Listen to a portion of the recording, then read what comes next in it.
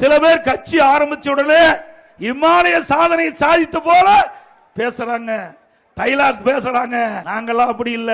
இங்கே மேடையில் இருக்கிற அறிவிச்சவர் திரு சோமசுந்தரமாகட்டும், திரு வைகை செல்வனாகட்டும், இங்கே இருக்கின்ற கழக நிர்வாகிகள், பொதுமக்கள் அத்தனை பேரும் உழைப்பால் நாம் அடையாளம் காட்டப்பட்டவர்கள்.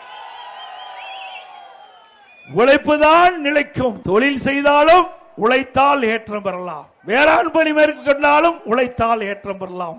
அரசியலிலும் மக்களுக்கு சேவை செய்து உழைத்தால் ஏற்றம் பெறலாம்.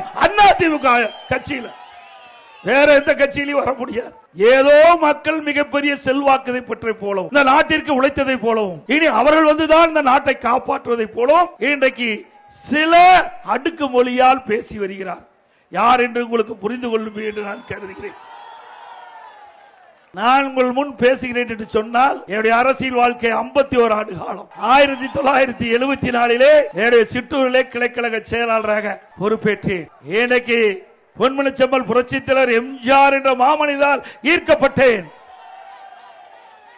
அதிலிருந்து படிப்படியாக உயர்ந்து உங்கள் முன் வந்து நிற்கின்றேன். இது உழைப்பால் நான் உங்கள் முன் நிற்கின்றேன்.